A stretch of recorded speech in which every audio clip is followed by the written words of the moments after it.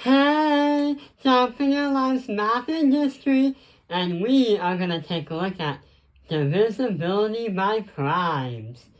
So we've been recently taking a look at prime and composite numbers, where prime numbers are simply 1 and itself, and then vice versa, and then composite numbers are 1 and itself, and then something else to get to that same number.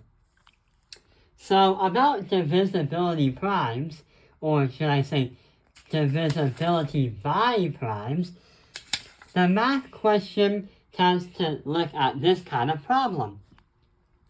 So mathematicians will ask us, is 120 divisible? Let's see. 120 divided by 2 equals 60. So, yes. Is it divisible by 3? 120 divided by 3 equals 40.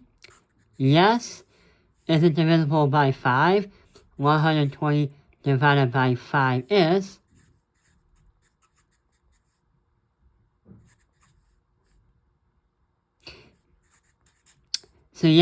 So what happened is 120 is divisible by 2, 3, and 5, meaning we don't have to do any of the rest. So is it divisible? No.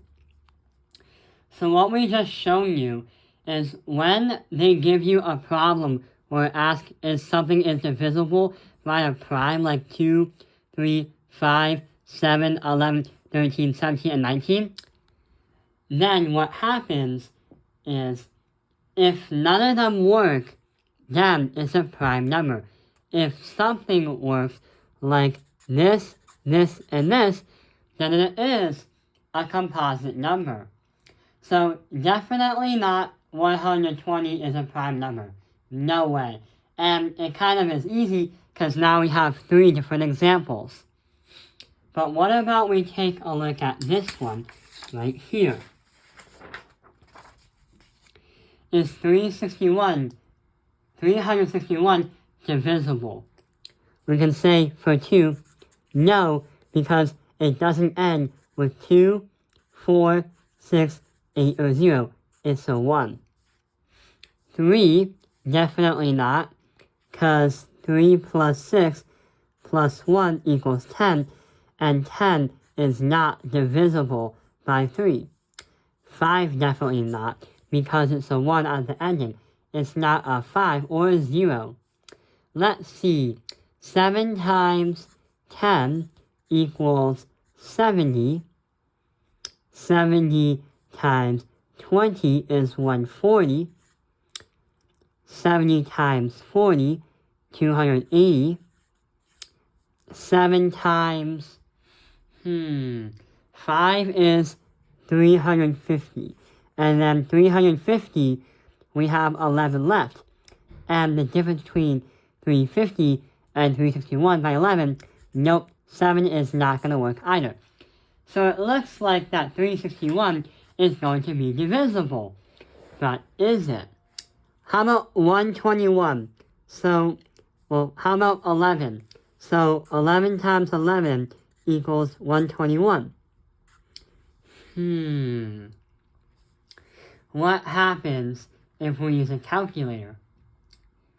11 times 11 is 121. 11 times, not 100. 11 times 100 is going to be 1,100. If we try to do 361 divided by 11 on a calculator, then it's not going to get us to an easy answer, and it's going to bring us to a decimal.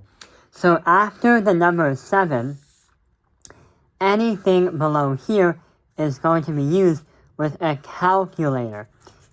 Your math teacher will allow you to use one for your test. But here's the thing. 361 divided by 19 gives you a clear 19. Which means this is not a prime number. It's composite. If you wanted to look at an example where it was a prime number, then we would have to say, is 6, 7 prime? We have 2, 3, 5, 7, 11, 13, yeah, let's stop there. So definitely no, not with 2, doesn't end with 2, 4, 6, 8, 0. 3, 6 plus 7 equals 13. Nope, not gonna work, not divisible. Definitely not 5, because it ends in a 7, not a 5 and a 0. And then 7 times, 7 times 8 is 56. 7 times 9 is 63. And then the difference between 63 and 67 is 4. So nope, 7's not going to work. Same with 11 and 13. So 6, 7 apparently is going to be a prime number. So what you have to do is write out all of the prime numbers from 2 to 19. If none of them is divisible by a number, then it has to be prime. If at least one of them works, it's composite, and you stop the work right there. So yeah, I hope this video has helped you understand divisibility by primes. Thank you for watching Top Airlines Math Industry. Like and subscribe.